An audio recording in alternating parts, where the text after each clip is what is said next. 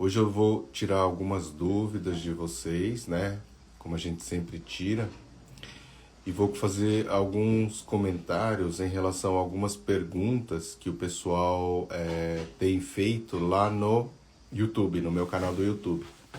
Então a gente vai usar esse tempo um pouquinho aqui para poder trabalhar um pouquinho com isso também, tá? Realmente o canal lá no YouTube está crescendo bastante, cada vez mais, né? E a gente não tá eu não estou tendo tempo de estar respondendo todas as perguntas. Bom dia, Tadeu. E aí eu vou aproveitar esse momento aqui para ficar tirando as dúvidas de vocês lá do canal do YouTube. Embora tem muita gente que tem o canal no YouTube, né? Mas não tem aqui no Instagram, né? Eu vejo que lá no canal a gente está lá com 13 mil e aqui ainda estamos com 3 mil. Então tem muita gente que entra lá no YouTube, mas não conhece aqui o Instagram. A ideia é com o tempo da gente conseguir ir trazendo esse pessoal para cá também. Bom dia. Vamos conversando. Hoje a gente vai estar tirando dúvidas, tá? De vocês. Bom dia, Márcio, terapeuta Andréia. Bom dia, o Sidney entrou agora, Sandra. Sejam todos bem-vindos. Segunda-feira, pós-dia dos pais, né? Então, todo mundo que entrou aí que é pai, feliz dia dos pais. Ontem a gente curtiu bastante com as crianças, foi bem gostoso. Ontem teve final das Olimpíadas, né? Vocês viram o TBT, quando a gente participou lá da massoterapia. Foi bem bacana, é uma experiência muito bacana também. Bom dia, Celi, bom dia. Eu lembro em 2016, já faz tempo, né? Agora já teve o ciclo de 5 anos, então... Mas foi muito bacana mesmo a experiência de estar participando, né? Eu era atleta de beisebol, nunca fui um dos melhores, mas não era ruim, né? Cheguei a pegar algumas seleções e o beisebol ele era um esporte olímpico, né? Voltou agora, no Brasil, por exemplo, não teve, mas no Japão, como lá no Japão eles gostam muito de beisebol, vai ter. Teve, né? Parece que na França, em Paris, 24, não vai ter o beisebol, mas em 28 está programado para Los Angeles, e aí parece que em Los Angeles, sim, eles vão querer voltar, porque nos Estados Unidos também eles gostam muito, né, da questão do beisebol lá também. E, e no beisebol, no Brasil, ele é muito amador, né, um esporte de tradição mais japonesa, assim, e eu sempre tinha vontade de ir para a Olimpíada jogando beisebol, mas infelizmente não foi possível, eu consegui ir como voluntário, pelo menos. Tadeu mandou a primeira pergunta aqui. Professor, estou assistindo as aulas do senhor, tanto de reflexão como do shiatsu. Estou muito atento para aprender. Muito bom, Tadeu, muito bom. Bom dia, Valéria. Tudo bem? Eu vi que está caminhando lá no curso, muito bom, viu? Marquinhos, Sheila. Só dando um recado aqui pro pessoal, bom dia. Tem um pessoal que preencheu o formulário ontem, deu mais uns 30 e poucas pessoas, não foi muita. Eu vou estar enviando esses certificados hoje, tá? Quem não recebeu é porque não atingiu a nota suficiente, Então precisaria, né, ter feito a avaliação, refeito a avaliação, para conseguir acertar no mínimo 3 questões.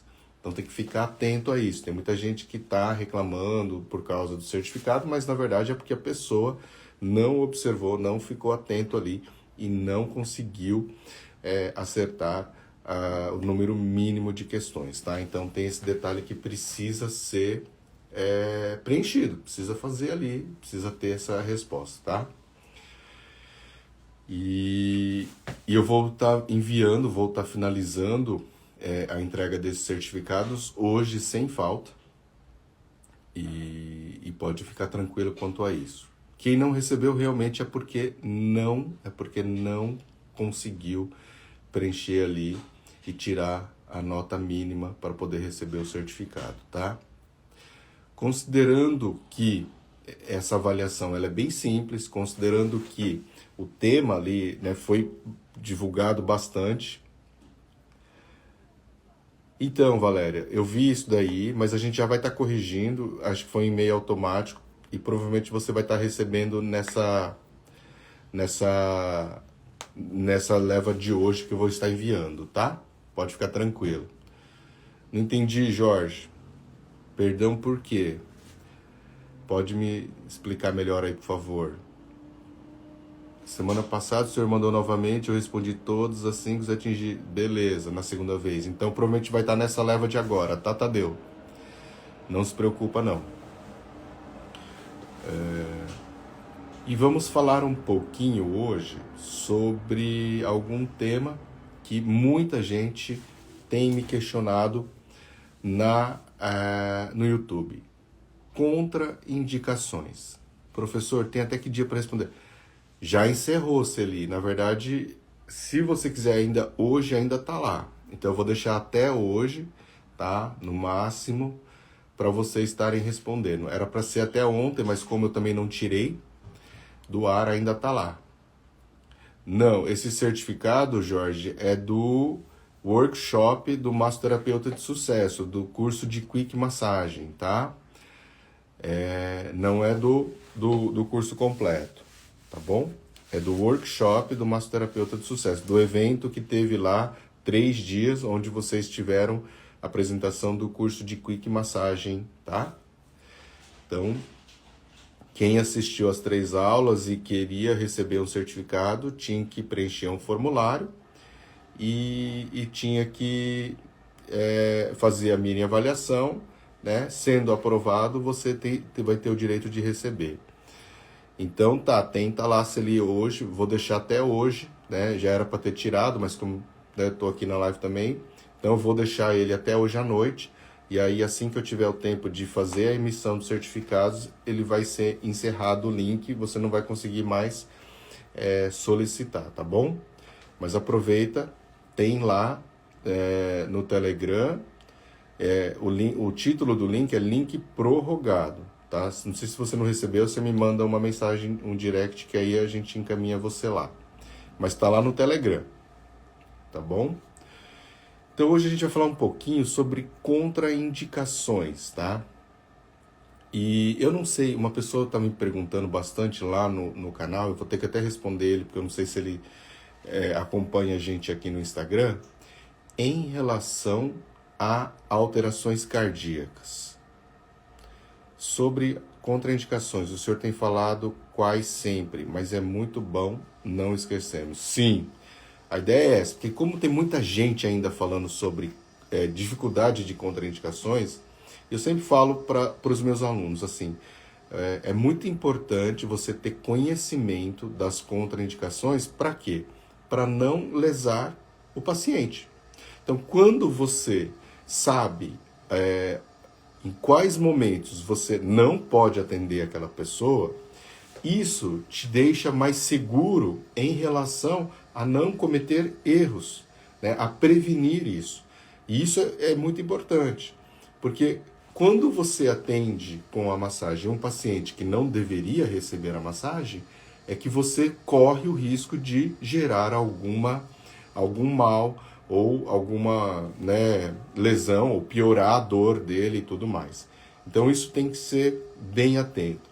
Existem as contraindicações absolutas e existem as contraindicações relativas. Qual que é a diferença? A absoluta é que você não pode nem pensar em fazer a massagem nesses casos. E as relativas, em que você tem que ter um cuidado especial, mas que você pode e até às vezes deve atender essa pessoa. Por quê? Porque ela precisa da sua ajuda. Porém, de modo geral, a gente tem que ter um cuidado sim. Por quê? Porque ela tem alguma alteração, seja física, seja emocional e tal, mas ela precisa ali da sua ajuda também, tá? Dentre as contraindicações relativas, geralmente nós temos o grande grupo, que é pacientes com câncer. Muita gente, as pessoas, hoje, eu acho que a maioria das pessoas já não tem mais medo de atender pacientes com câncer, o que é bom. Por quê? Porque não existe esse risco, esse mito de que quando você faz a massagem, você aumenta as chances, as possibilidades do câncer espalhar pelo corpo, de iniciar ou de estimular o processo de metástase. Isso é um mito, já caiu por terra. A massagem não consegue fazer com que o sangue, a circulação sanguínea, seja estimulada sistemicamente. E aí é quase impossível você fazer com que a massagem seja responsável por estimular a metástase do câncer no indivíduo, tá? Então isso, nesse paciente, é impossível isso de acontecer.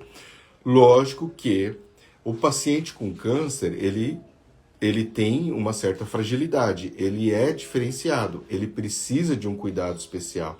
Mesmo porque também quando ele está fazendo a químio, quando ele está fazendo a radioterapia, ele fica mais sensível, tem alteração de pele, ele tem alteração de humor, e ele precisa da massagem justamente para aliviar as dores também, porque isso acaba gerando ali indiretamente nessa pessoa postural, né? Porque enfraquece mesmo, perde ânimo. Então tudo isso, o toque ajuda muito nessa melhora da qualidade de vida residual que a gente fala.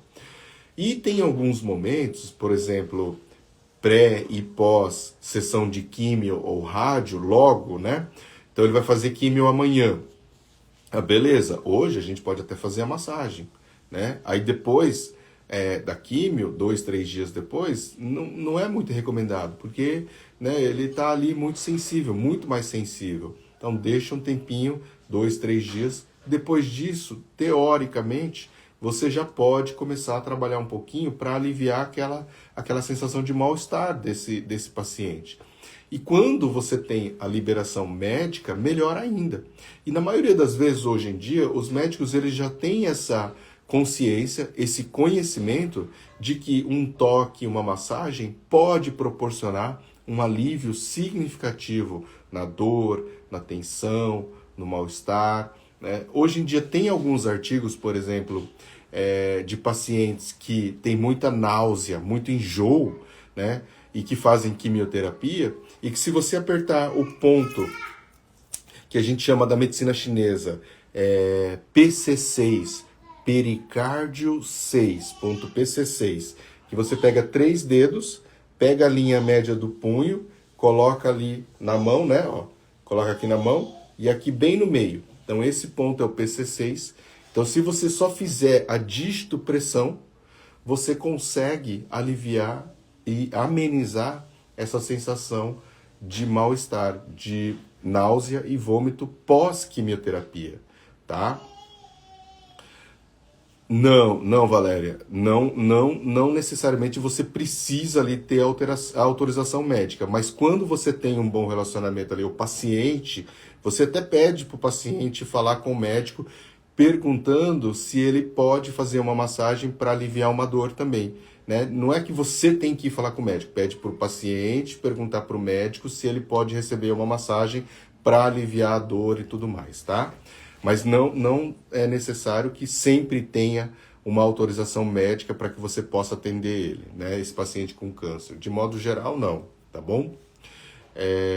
Ainda mais se ele já for cliente seu, ele já confia em você, já sabe do seu trabalho, é tranquilo você continuar atendendo ele. E é isso que eu estou dizendo. Então, hoje em dia a gente já tem artigos científicos mostrando que você consegue, com um simples, né, toque, um ponto, um trabalho, você consegue aliviar ali a sensação de náusea, de ânsia de vômito no paciente. Então isso é muito bacana. Você tem outros pontos que você pode estar trabalhando também nesse paciente para aliviar a tensão e dor muscular, da vesícula biliar, aqui no trapézio, na base da nuca, né? A gente tem os pontos da medicina chinesa, do shiatsu, que ajudam muito no alívio de tensão, né? Então você pode. O cuidado que a gente tem que ter é em relação ao quê? À intensidade de pressão. Temos que ter cuidado em relação à intensidade de pressão. E como que a gente consegue controlar e garantir esse cuidado? Perguntando para o cliente, o paciente, como que está a pressão. Tá boa? Tá sentindo? Tá muito forte? Tá incomodando?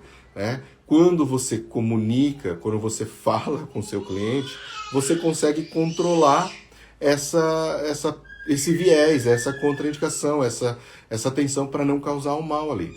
Como está muito sensível, você precisa ter essa atenção, tá?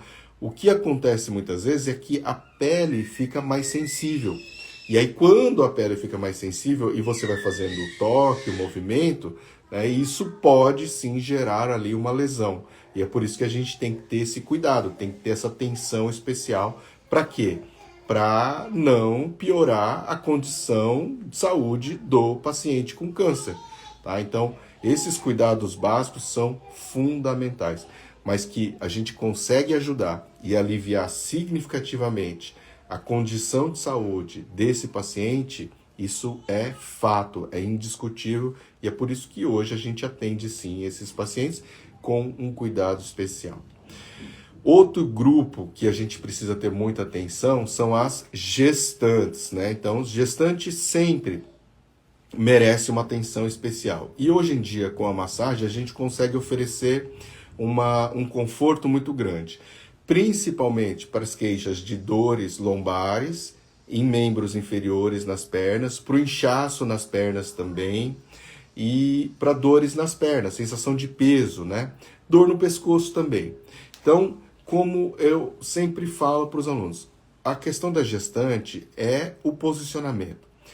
E a gestante que tem muita dificuldade, que tem muita alteração fisiológica, que já teve dificuldade de engravidar mesmo ali, por exemplo, essa geralmente ela tem um cuidado especial, ela tem uma atenção maior e muitas vezes um médico ele já não libera ela para fazer quase nenhuma atividade.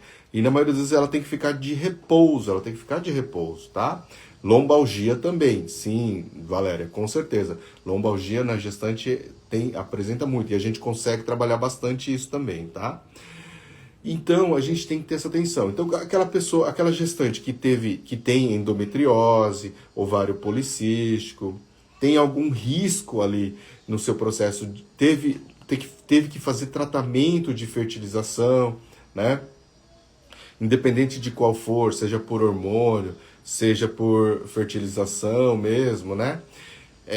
Você acaba tendo que ter uma atenção maior. E o médico costuma acompanhar mais de perto essa gestante. Ela tem que ter ali um repouso, tem que ter um cuidado e tudo mais, tá? Então, esse tipo de gestante, de público, eles dificilmente vão procurar o seu serviço.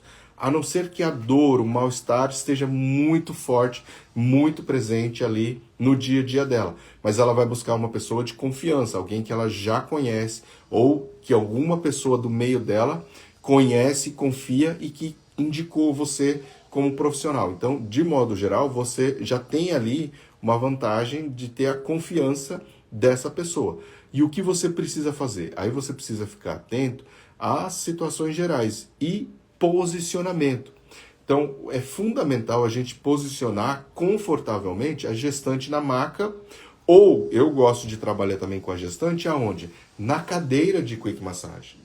Então, essa é uma outra possibilidade. A gente consegue apoiar bem ali a gestante, aquele apoio do peito, coloca bem mais no tórax aqui em cima, apoia a cabeça, o braço, o quadril, ela senta ali bonitinho.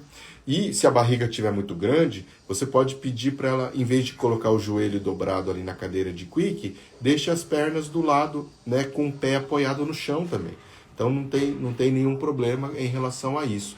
Então o posicionamento é fundamental. E na maca, ou no colchonete, no tatame, você pode botar ela em decúbito lateral, para trabalhar a região das costas, né? Ou deitada mesmo, de barriga para cima, e você eleva ali a perna dela, bota um apoio ali no joelho, deixa a perna levantada para fazer uma reflexologia, por exemplo, nos pés, tá? Na maca sempre, sempre em decúbito lateral ou em decúbito dorsal, né? Decúbito dorsal também. Só que quando ela fica em decúbito dorsal, né, tenta não deixar a perna esticada, dobra o joelho. Bota sempre um apoio, uma almofada, um rolinho embaixo do joelho para não forçar a lombar. Então ela fica numa posição mais confortável. E se você for fazer a reflexologia podal, deixa as pernas dela elevadas. Então, porque quando você eleva as pernas acima do nível do coração, você já ajuda no retorno venoso, porque a gravidade vai ajudar você nesse processo e vai levar o sangue de volta para o coração. E quando você tem ali a melhora da circulação sanguínea, tudo no organismo dela também vai melhorar automaticamente, tá? Então isso é muito importante. E é fundamental o posicionamento correto da gestante. Então, na maca, você coloca ela em decúbito lateral ou em decúbito dorsal. E sempre com um apoio, uma almofada entre o joelho e a maca. Então você dobra, você flete ali o joelho, tá? Ou você eleva a perna como um todo. Se você tiver um puff, uma almofada maior, você pode até elevar a perna como um todo, porque já ajuda na circulação sanguínea, que vai trabalhar a favor da gravidade. Então já ajuda bastante nesse processo para aliviar o inchaço, o edema e a sensação de dor nas pernas do cliente, porque melhorando a circulação sanguínea, você melhora esses dois aspectos importantes de queixas na maioria das gestantes, tá bom?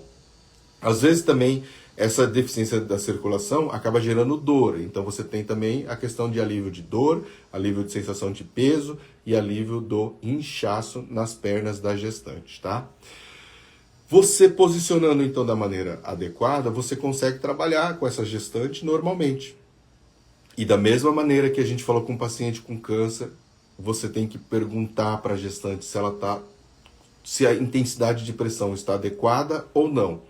Porque quando você faz muito forte, né, você pode gerar ali também, por exemplo, uma gestante que não tem contraindicação nenhuma, que está tudo bem, mas ela já está ali no final da gestação dela. Já está ali com, sei lá, 7 meses, né? Geralmente são 9, então ela já está bem sofrida, bem cansada, então foi fazer uma massagem para dar uma relaxada. Bacana. E aí você começa a fazer muito forte, e ela começa a ter contrações, entendeu? Então o acesso, e começa a sentir dor. E essa sensação de dor, às vezes, pode fazer com que estimule ou inicie o processo de contrações uterinas. E aí pode antecipar ali, por exemplo, ou dar um falso alarme de parto, né, de momento. Então tem que ficar atento a isso, porque a dor, se ela estiver sentindo muita dor, ela pode induzir ali as contrações uterinas, e aí de repente você tem, né, um processo de parto precoce. Então isso tem que tomar cuidado, tá? Tem que tomar cuidado em relação a isso, porque você tem que controlar a intensidade de pressão. Tem que controlar a intensidade de pressão, tá? Isso é fundamental. E a gente só consegue controlar isso perguntando para o cliente se está forte ou se está fraco. E na gestante a gente pode fazer sempre um ponto a menos de pressão, tá bom?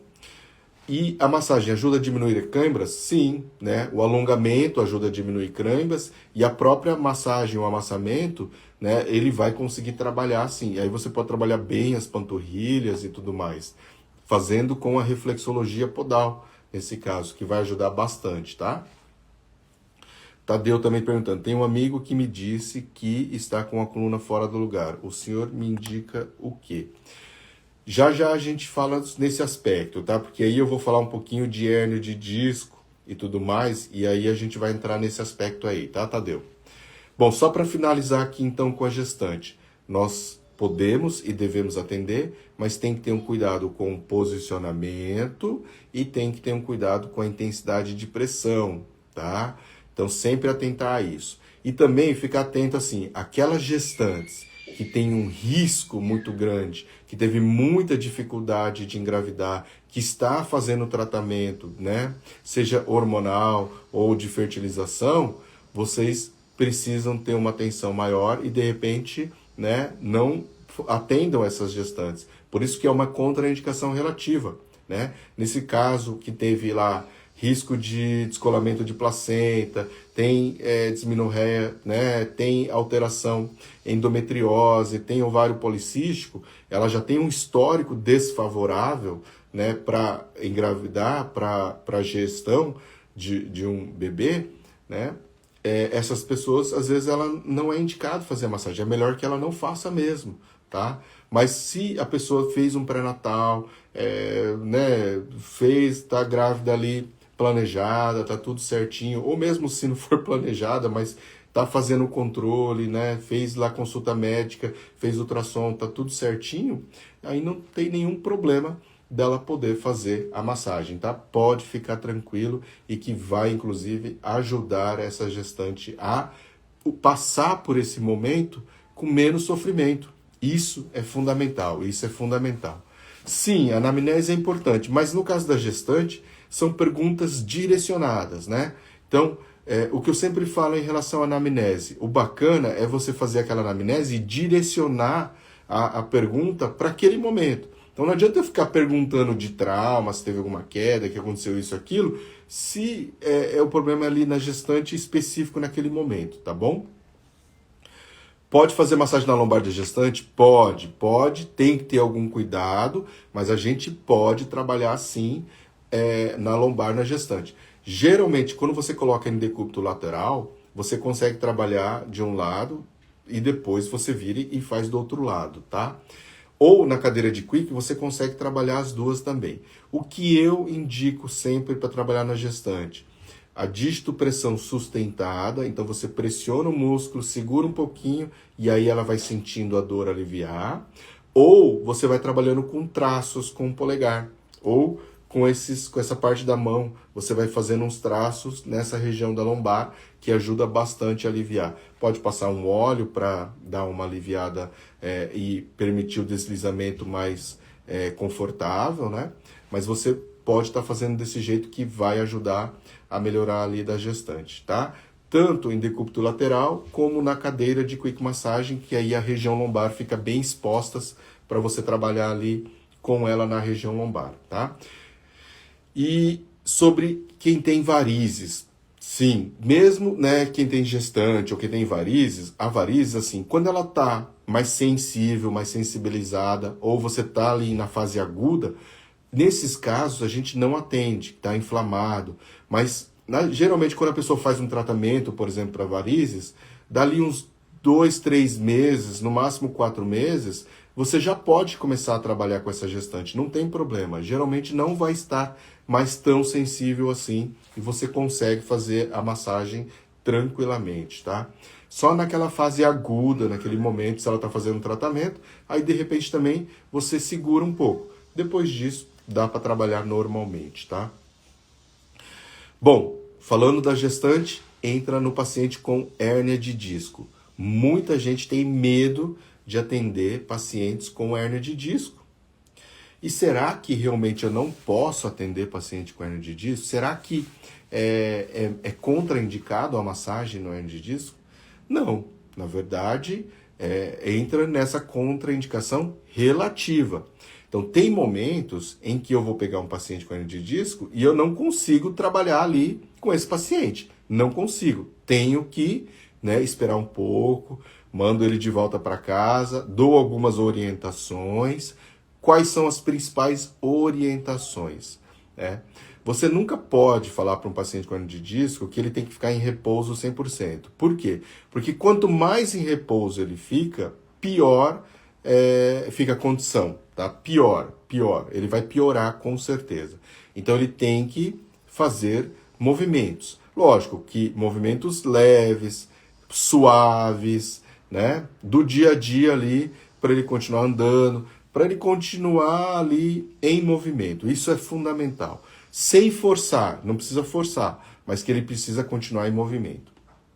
Segundo, alongamento. Ele tem que fazer alongamento, né? Lógico que às vezes sozinho ele não vai conseguir, mas vai ter que ter uma pessoa para estar fazendo os alongamentos para ele em casa, porque isso vai ajudar.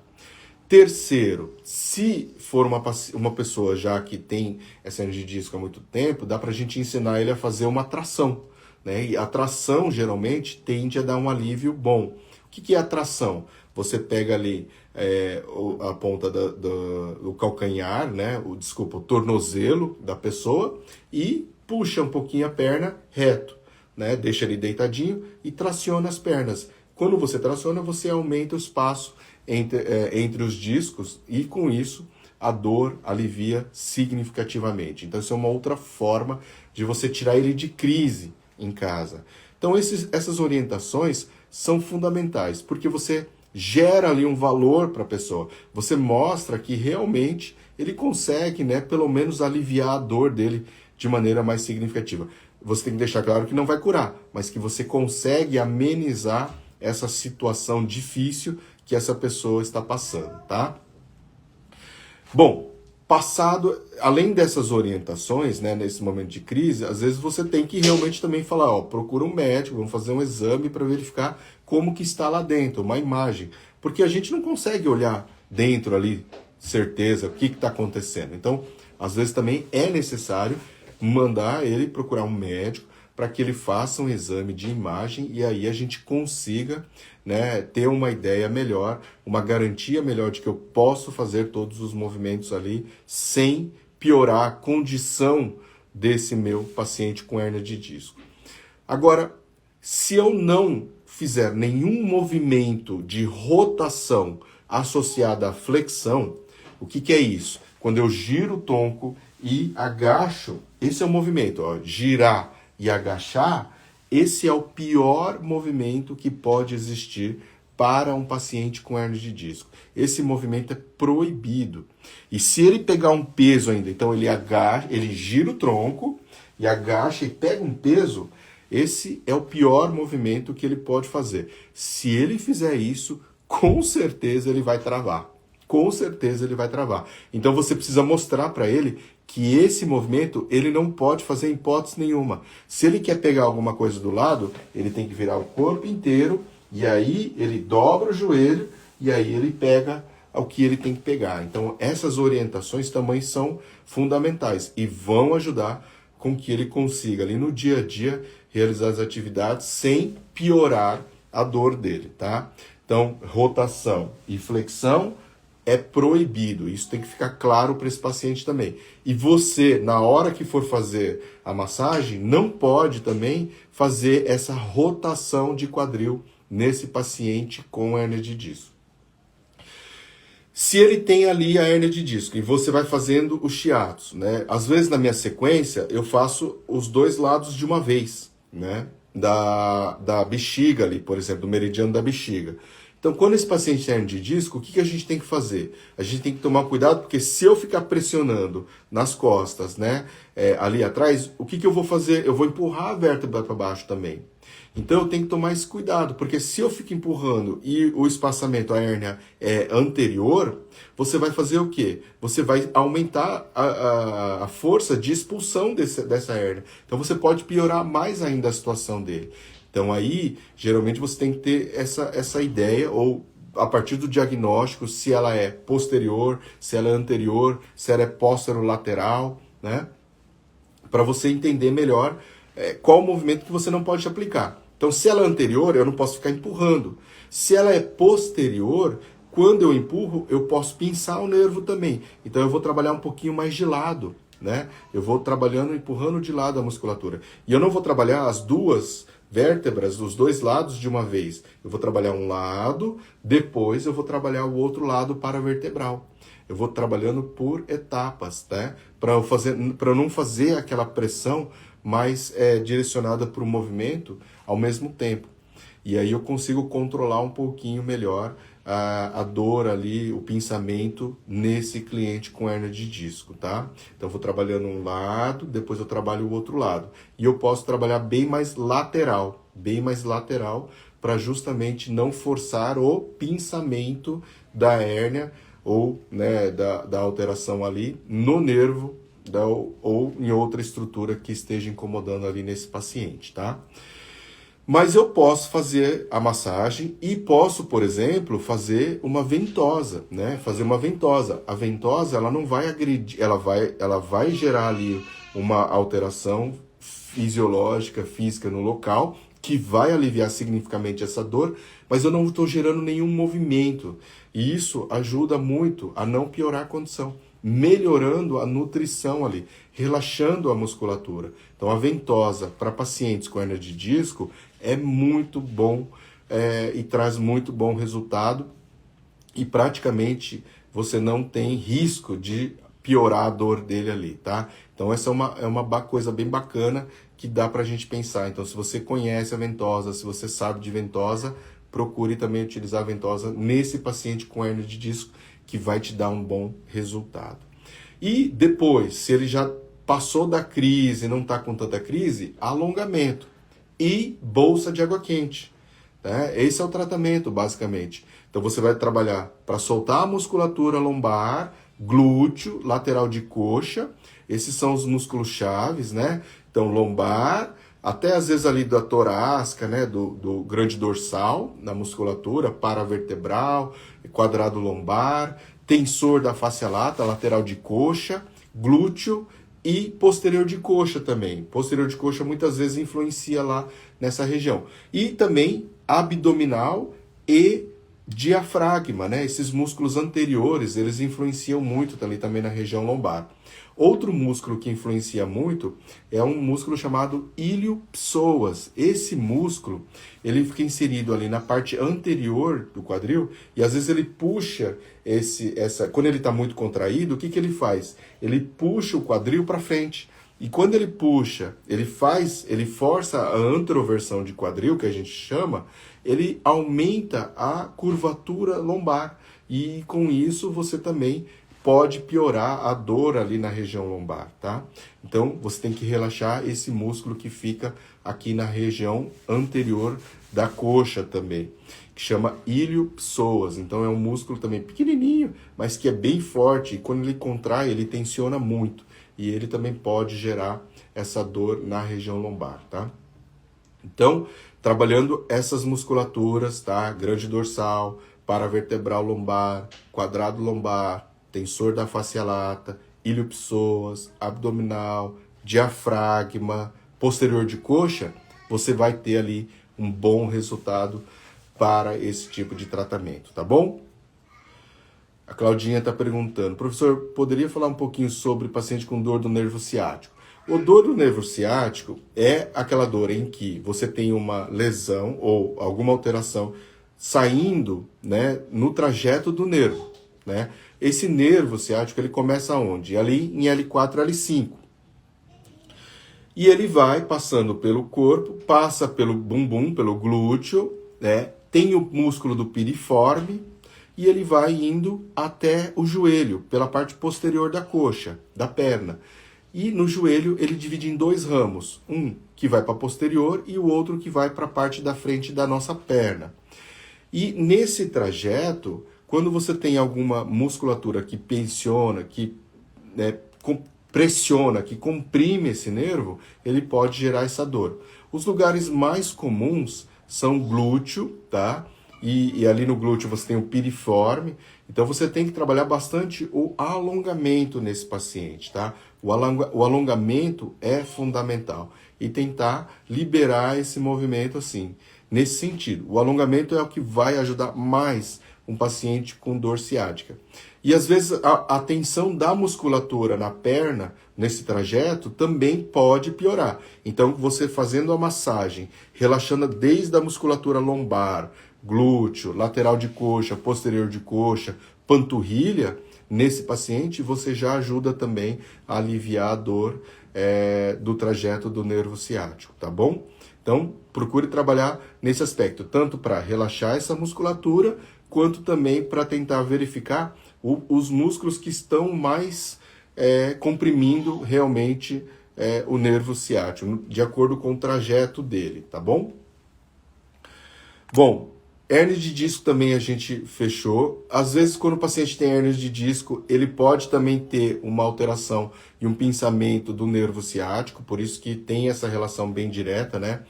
A própria hérnia de disco, ele pode pinçar o nervo ciático lá em cima, e aí, quando ele começa a pinçar lá em cima, toda a perna acaba ficando mais fraca, altera a sensibilidade, então tudo isso também a gente consegue perceber que ele está precisando lá aliviar um pouco a pressão. E aí a tração é o que vai resolver esse caso, tá? Bom, esses grupos de contraindicações relativas, eles são bem importantes. Além desses, né, que não é bem uma contração relativa, mas que a gente pode colocar aqui nesse grupo, que são os idosos com osteoporose. E aí, o cuidado é bem simples. A gente tem que ter um cuidado para o quê? Para não exagerar na pressão e nos movimentos. Porque quando você está alongando demais um paciente com osteoporose, você pode causar uma fratura. Ponto. Então tem que ter esse cuidado. Se você está ali pegando esse paciente, pressionando ali nas costas com shiatsu, por exemplo, você pode dar uma fratura de costelas. Então tem que tomar cuidado sim. Por quê? Porque existe o risco.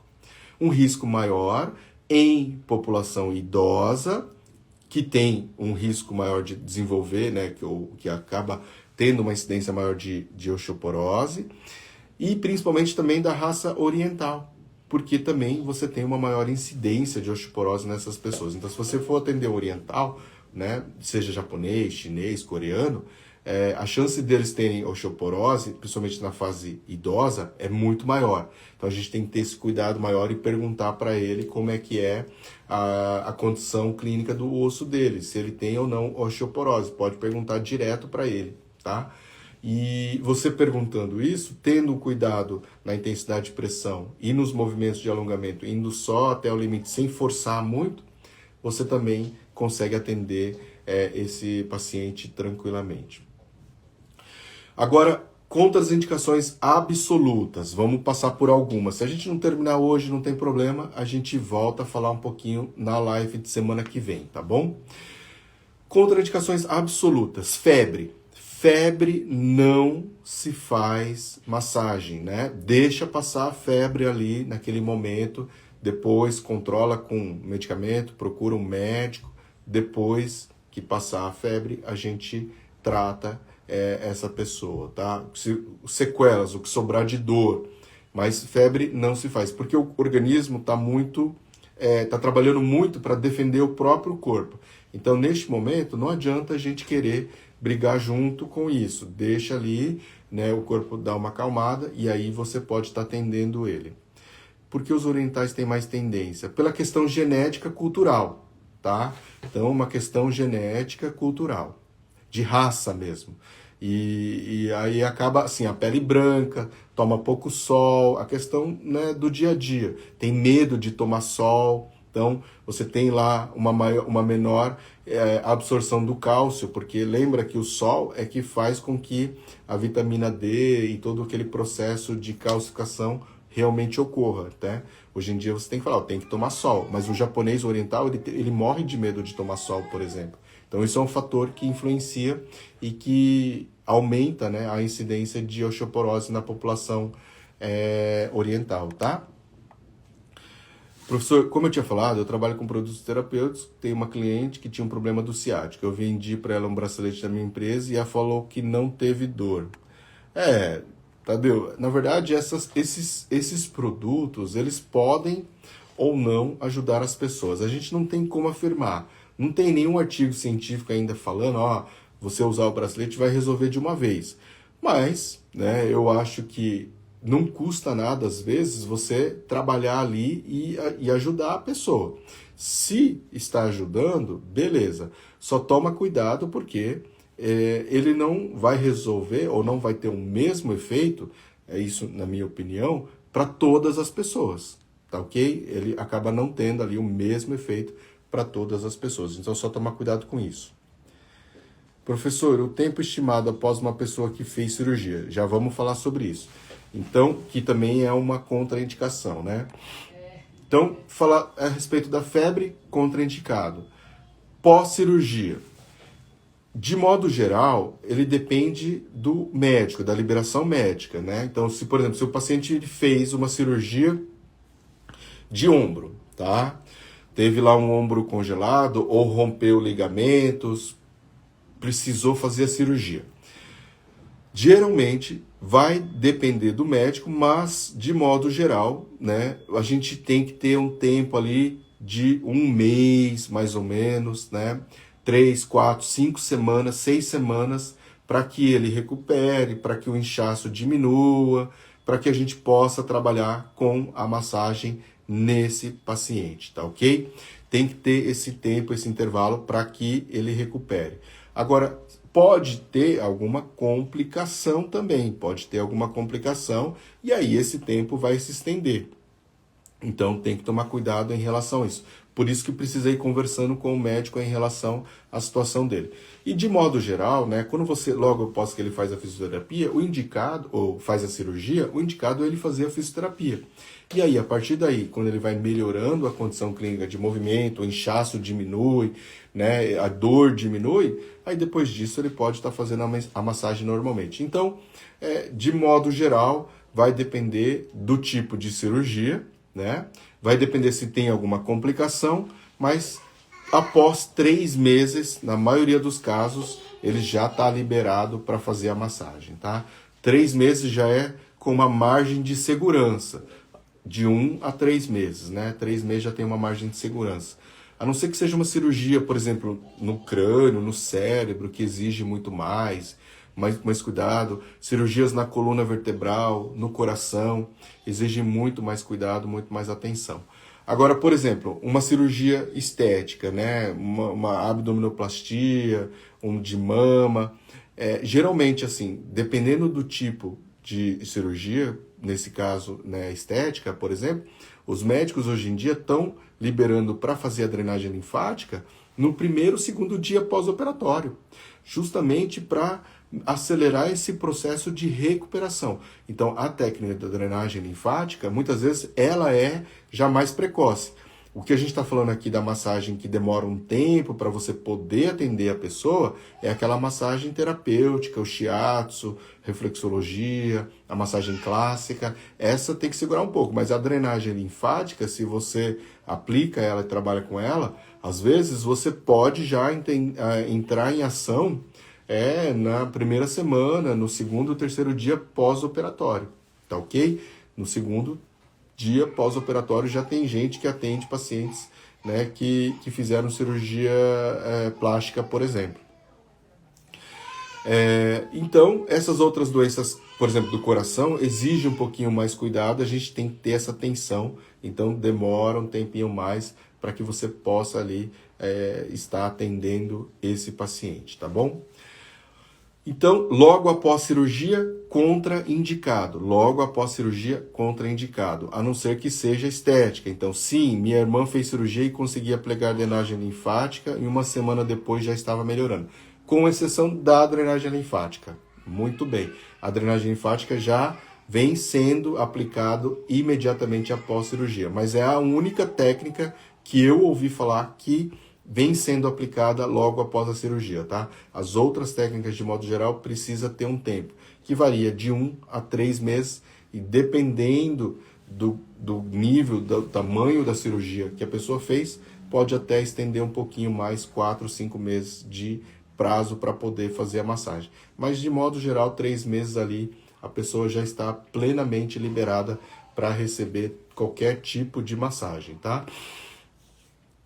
Depois disso, a gente tem as trombose. Trombose é um tema também bem assim, difícil, porque muitas vezes ela tem a tromboflebite e acontece mais em mulheres de pele branca também, que tem alguma alteração ali na perna ou na circulação sanguínea, doença alguma cardíaca do coração, associado à doença do coração, né? Então, nesses casos, a gente também tem que ter uma atenção, cuidado muito especial.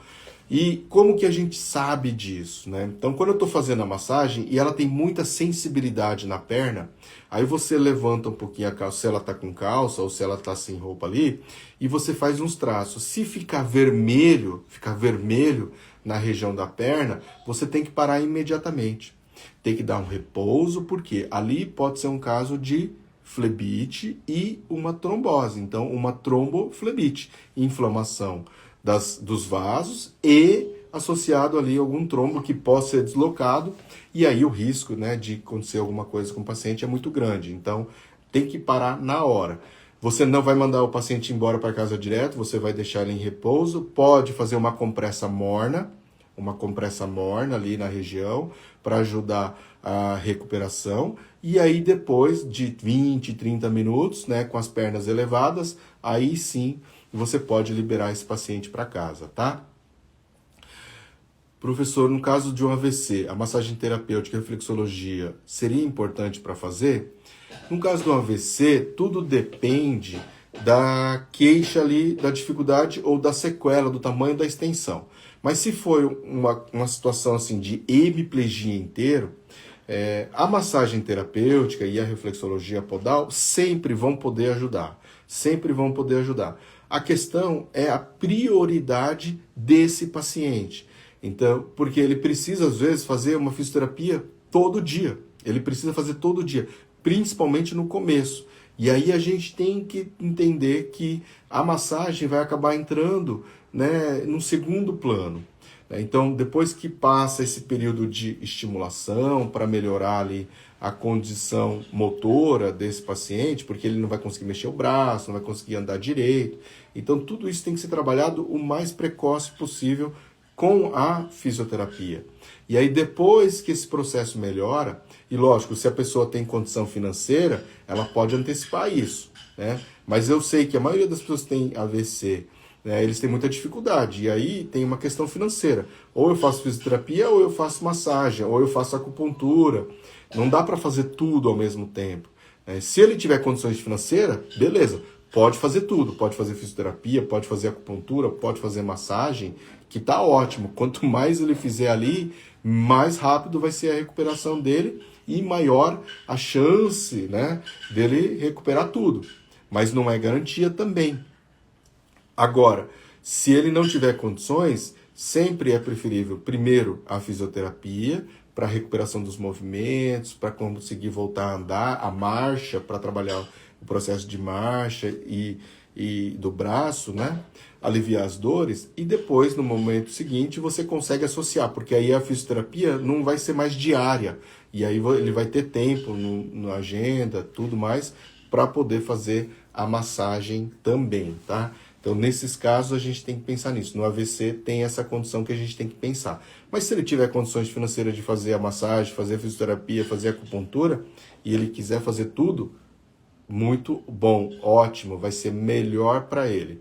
Mas a gente também não pode, né, deixar cego e falar, tem que fazer, e a pessoa não tem condições financeiras, então tem que buscar a prioridade, o que é melhor para ele. E infelizmente, nesse caso, assim, para o massoterapeuta, tem que segurar um pouquinho para trabalhar ali com a fisioterapia nos movimentos na reabilitação mesmo, tá? E vocês sabem que quanto mais precoce você trabalhar os estímulos, maior a chance de recuperação, tá bom? Bom, então, nas contraindicações absolutas, febre, né? Eu coloquei essa pergunta lá na avaliação de Quick e muita gente errou, eu fiquei bem triste com isso, mas febre não se faz nenhuma massagem. Hoje em dia a gente aprendeu que febre, né, é um sintoma muito importante no Covid e tudo mais, então tem febre, não pode fazer massagem, não pode, né, tem que tomar cuidado. Depois disso, logo após cirurgia também não se aplica massagem. Dependendo do tamanho da cirurgia, tem que ter um prazo maior, varia de 1 a 3 meses para você poder aplicar a massagem nesses pacientes que fizeram cirurgia, tá? E também, né, depende das complicações cirúrgicas. Então, se teve complicação cirúrgica, às vezes tem que demorar um pouquinho mais. Mas na média de 1 a 3 meses. Depois, você tem também a questão da tromboflebite. É uma contraindicação absoluta. Se o paciente sabe que ele tem, já não faz a massagem.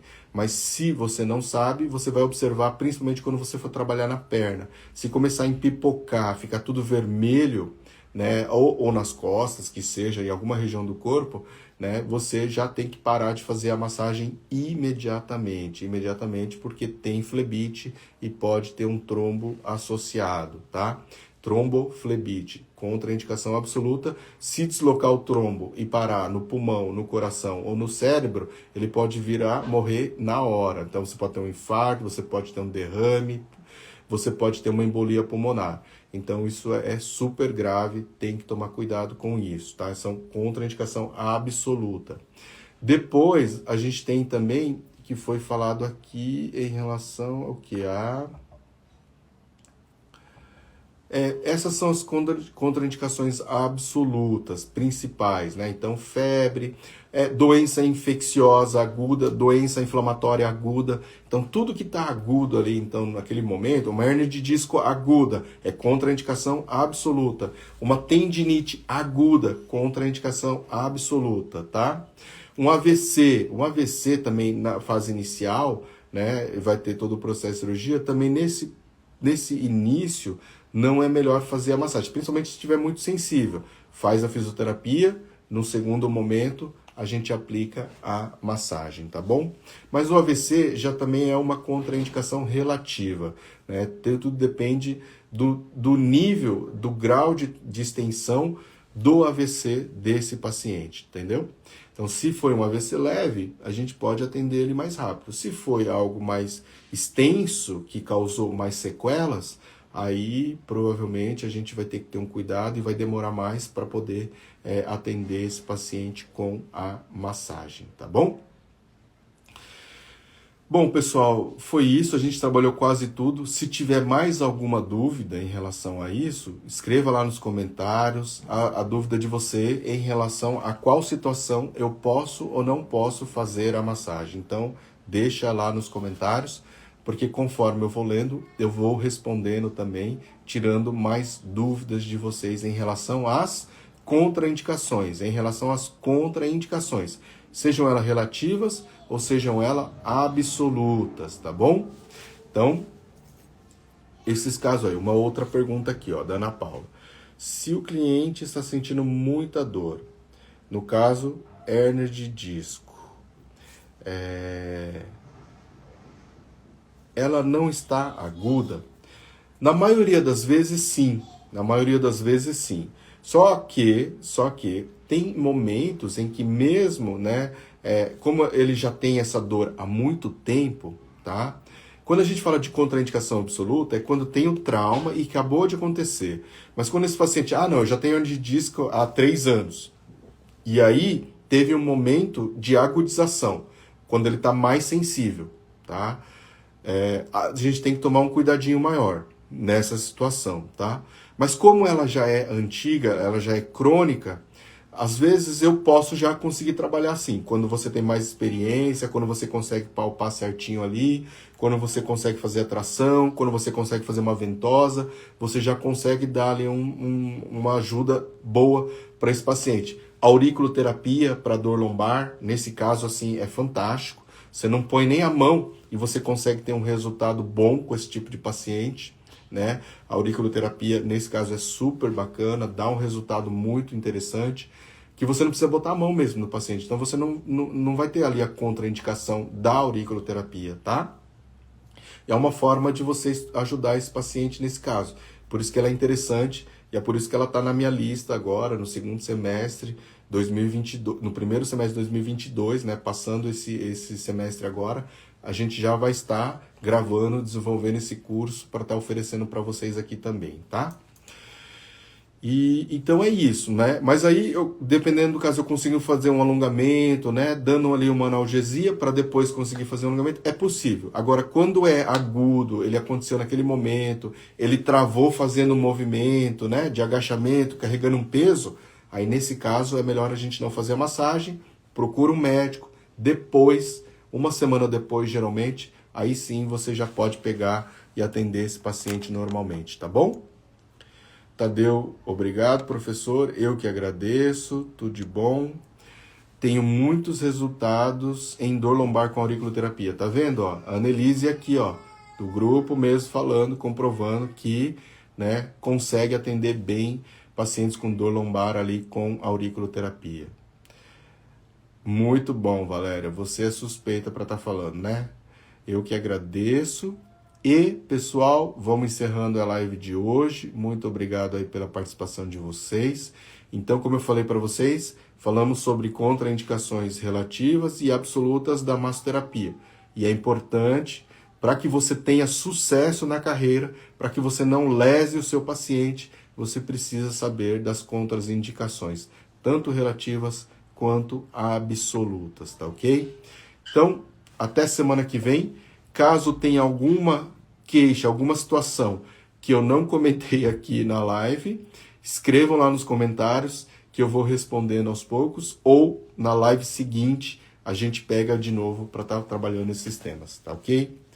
Abraço pessoal, tchau, tchau e até semana que vem.